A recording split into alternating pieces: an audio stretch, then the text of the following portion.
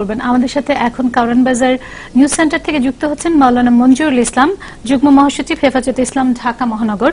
মাওলানা মঞ্জুরুল ইসলাম আমাদের সাথে স্বরাষ্ট্রমন্ত্রী আছেন। উনি বলেছেন যে সেদিন 6 এপ্রিলের লং মার্চের সমাবেশে আপনাদের প্রায় 80,000-এর মতো লোক সমাগম হয়েছিল। আপনার মতে কতজন লোক সমাগম হয়েছিল? আমি মনে করি যে উনি যে সংখ্যা পেশ করেছেন এটা মোটেও সঠিক নয়। আপনারা বিভিন্ন জাতীয় দৈনিকে দেখেছেন, কোন দৈনিক 20 লক্ষ লোকের কথা বলেছে, কোন দৈনিক 22 লক্ষ লোকের কথা বলেছে।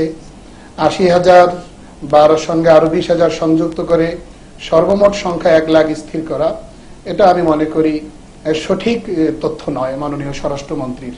স্বরাষ্ট্রমন্ত্রী এর উত্তর দিবেন, তার আগে আমি আপনার কাছে জানতে চাচ্ছি, আপনারা বলেছেন শান্তিপূর্ণ হরতাল করবেন, কিন্তু আজকেও আমরা দেখেছি ব্রাহ্মণবাড়িয়া রেলপথ অবরোধ করা হয়েছে, ময়মনসিংহ চট্টগ্রামে সংঘর্ষ হয়েছে এবং সেদিনও গণমাধ্যম কর্মীদের উপর হামলা হয়েছে। এই সংঘর্ষ, হামলা, নাশকতা, সহিংসতা এর দায় কার? না, আমাদের কোনো কর্মী এই ধরনের কোনো কাজ করেছে বলে আমরা মনে করি না। আমাদের পূর্ব থেকে নির্দেশনা দেয়া ছিল যে আপনারা জায়নামাজ বিছিয়ে হাতে তসবিহ নিয়ে আপনারা যেখানে জায়গা পান আপনারা বসে পড়বেন। আপনারা পিকেটিং ছাড়া, জ্বালাও পড়াও ছাড়া, কোন রকম সহিংস কার্যক্রম ছাড়াই আপনারা সর্বাত্মক হরতাল পালন করবেন, এটাই আমাদের নির্দেশনা দেয়া ছিল। আমাদের নির্দেশনার বাইরে কোনো কর্মী যেতে পারে বলে আমরা মনে করি। তাহলে কে করছে? না, আঘাত আসছে তাদের উপর থেকে, তারা প্রতিরোধ করতে গিয়ে এই ধরনের অনাকাঙ্ক্ষিত পরিস্থিতি। এটা কি জামাত শিবির করছে? এটা কি জামাত শিবির করছে? না, হেফাজতের নামে কেউ করতে পারে, সরকার দলীয় লোক করতে পারে। স্বরাষ্ট্রমন্ত্রী বলেছেন যে হেফাজতে ইসলামের মধ্যে জামাত এবং বিএনপির কিছু লোকজন, জামাত এবং বিএনপির লোকজন হেফাজতে ইসলামের মধ্যে রয়েছে। বেশ কিছু লোকজন জামাত এবং বিএনপির মানুষ হেফাজতে ইসলামের মধ্যে রয়েছে, সংযুক্ত রয়েছেন। আপনি কি বলবেন? না, আমরা মনে করি বিষয়টা মোটেও এমন নয়। হেফাজতে ইসলামের তৃণমূল পর্যায়ে অগণিত সমর্থক রয়েছে।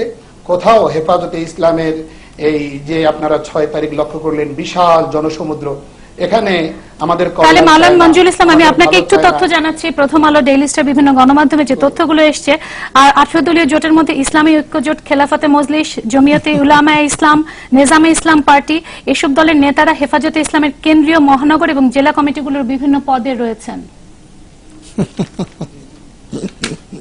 এটা তো হেফাজতে ইসলামে তারা থাকতেই পারে। এটা একটা ইসলামী সংগঠন, অরাজনৈতিক সংগঠন। আল্লামা আহমদ শফি ডাক দিয়েছেন, তার ডাকে এত বড় মুরব্বী এবং জাতির অভিভাবকের আসনে যিনি আসেন, তার ডাকে যে কোনো পর্যায়ের নেতা, যে কোনো দলের নেতা আসতেই পারে। তো এই 18 দলীয় জোটে যারা আছেন তাদের হেফাজতের সঙ্গে সম্পৃক্ত থাকা মানে আমাদের সরাসরি 18 দলীয় জোটের সঙ্গে সম্পর্ক আছে, এটা আমরা এই অভিযোগ আমরা কোনোভাবেই স্বীকার করি না। আর আপনি বলছেন যে এই সংঘর্ষ, সহিংসতা আপনারা করছেন না, কিন্তু আমরা গণমাধ্যমে দেখেছি গণমাধ্যম কর্মীদের উপর হামলা থেকে শুরু করে পুলিশের সাথে সংঘর্ষ, সেগুলো হেফাজতে ইসলামের কর্মীদের দ্বারা দেখেছি। না, গণমাধ্যম তো সব অংশটুকু পরিবেশন করে না। আমরা দেখতে পাই হামলার সূচনা কোত্থেকে, কে আসলো, কখন কার উপরে আঘাত করলো, কে ঢিল ছুড়লো, সব পুরো অংশটা যদি গণমাধ্যম প্রকাশ করে তাহলে বাস্তব মানে চিত্রটা জাতির কাছে সুন্দরভাবে উপস্থাপিত হবে। তাহলে সকল গণমাধ্যম ভুল তথ্য দিচ্ছে বলে আপনি মনে করছেন? আপনাদের হেফাজতে আপনি সংখ্যার ক্ষেত্রেই তো দেখলেন কত বিরাট ফরাক আমরা লক্ষ্য করলাম। আমি স্বরাষ্ট্রমন্ত্রীর বক্তব্য নিব, তার আগে আপনার কাছে জানতে চাচ্ছি, আপনারা হেফাজতে ইসলামের পক্ষ থেকে ব্লাসফেমি আইনের কথা বলেছেন। আজকে প্রধানমন্ত্রী বিবিসিকে বলেছেন শরিয়া আইন করার কোনো পরিকল্পনা তাদের নেই, প্রচলিত আইনেই বিচার করা যাবে। প্রধানমন্ত্রীর এই বক্তব্যের পর কি বলবেন? আমরা অবশ্যই, প্রধানমন্ত্রী নির্বাহী পদে আছেন, তিনি জাতিকে যেটা বলছেন আমরা তার বক্তব্য শুনেছি, কিন্তু আমরা আমাদের দাবিতে অটল থাকব, অবিচল থাকব। আমাদের দাবি পূরণ না হওয়া পর্যন্ত আমাদের আন্দোলন বেগবান হবে, তীব্র থেকে তীব্রতর হবে। কারণ প্রচলিত আইন যদি থেকে থাকে তাহলে কেন, বিদ্যমান আইন যদি থেকে থাকে তাহলে নতুন করে আইন করার দরকার কি? প্রচলিত আইন দিয়ে তো এগুলো প্রশমিত হচ্ছে না, এগুলো তো বন্ধ হচ্ছে না, এই দরজা তো বন্ধ হচ্ছে না।